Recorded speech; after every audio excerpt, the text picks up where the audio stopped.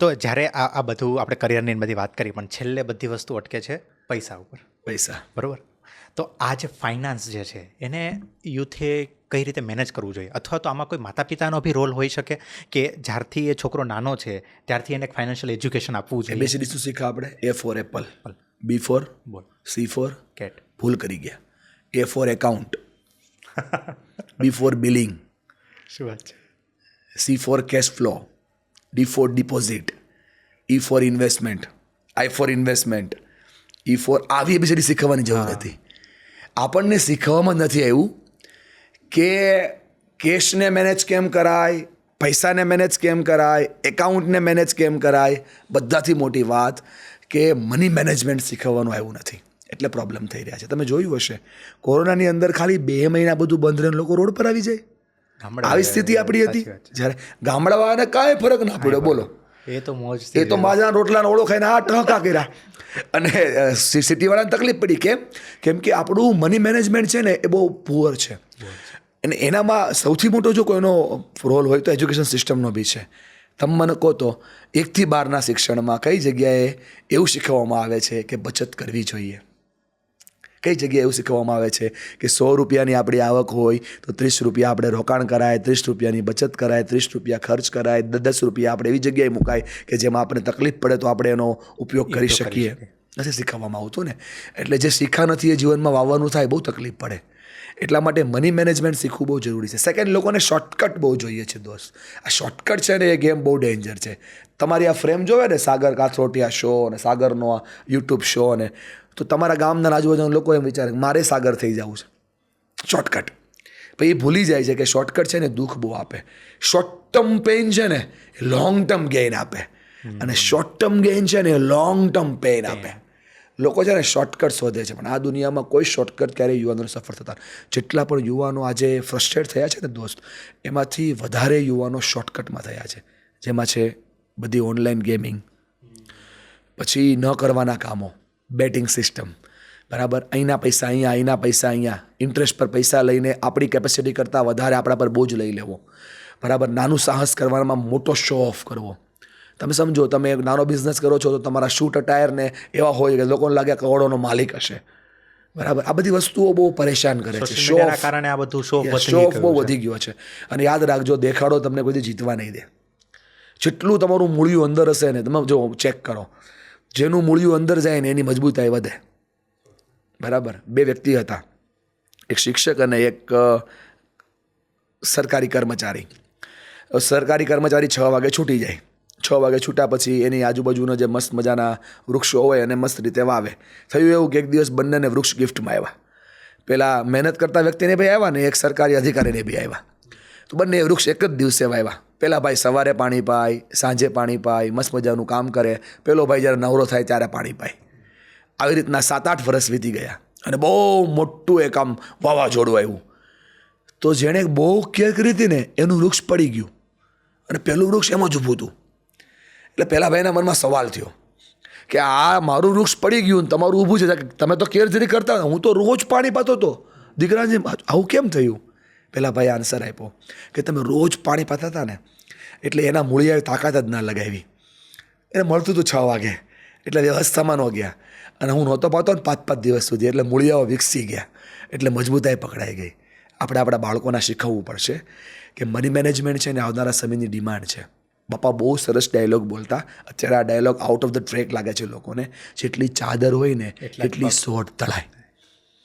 હવે નહીં કરો તો બહાર મચ્છરા બહુ છે, બહુ કરડશે ભાઈ, તકલીફ બહુ પડશે. અને આ મચ્છર ડેન્ગ્યુ કરે છે, અને આ ડેન્ગ્યુ પછી બહુ તકલીફ પડે છે. પછી 1%થી 5%માં જાઓ, 5%થી 10%માં જાઓ, 10%માંથી પંખો દેખાય, ફિનાઇલ દેખાય, બંધ બારી દેખાય, ટ્રેક દેખાય, અને રેલવે ટ્રેક પર સૂવાનો વિચાર આવે.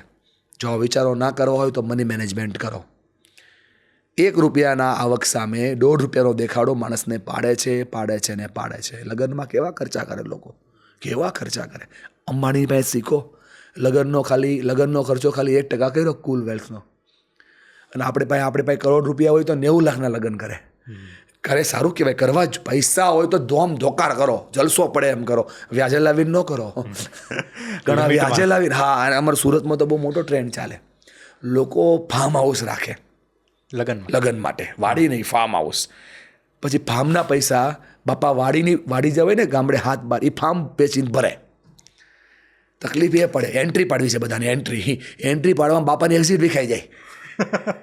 5 મિનિટ સોરી, પણ આ જ થાય. આની સિવાય કાંઈ ન થાય. બોલો, સુરતમાં આજુબાજુના વિસ્તારોમાં કેવું ચાલે? પપ્પા મહેનત કરી બિચારા તનતોડ, સવારના 8 થી સાંજના દમ લગાવી, હીરા ઘસી, અને બાળક માટે, દીકરો જુવાન થયો હોય 22 વર્ષનો, લગ્ન કરવા માટે મકાન લે, લોન પર લે.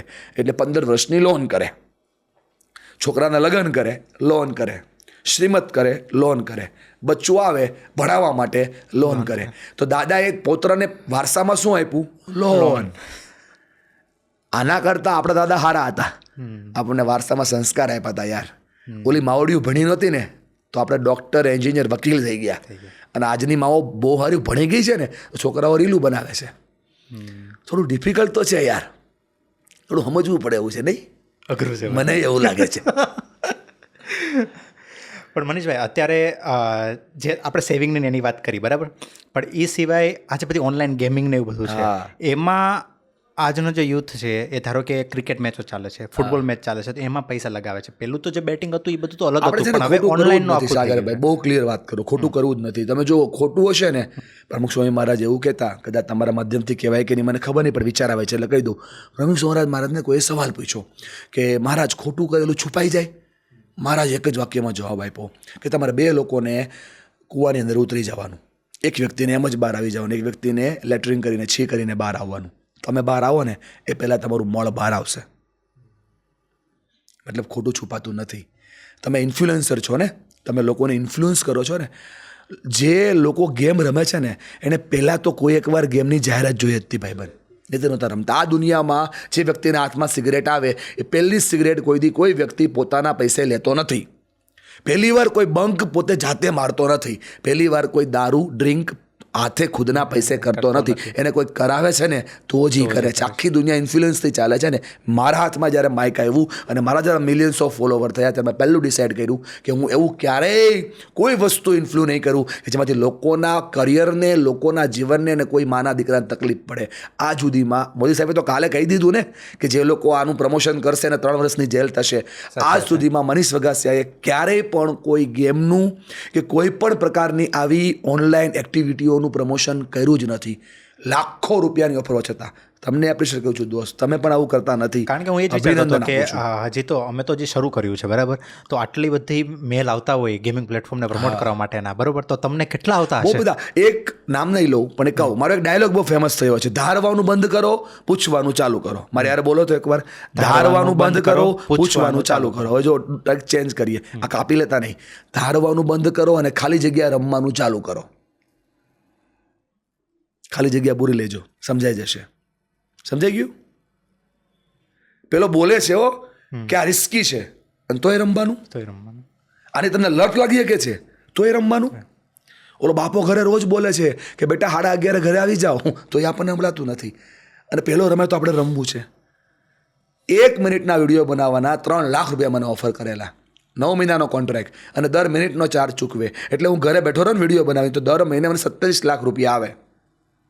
નથી બનાવ્યો વિડીયો મેં, કેમ કે 27 લાખ રૂપિયાના વિડીયોમાં કોઈ એક વ્યક્તિ પોતાની માના દાગીના ચોરી, પોતાની ભાભીના દાગીના ચોરી જો ગેમ રમી ગયો તો મારું કરિયર મને હંમેશને માટે બધું આપશે.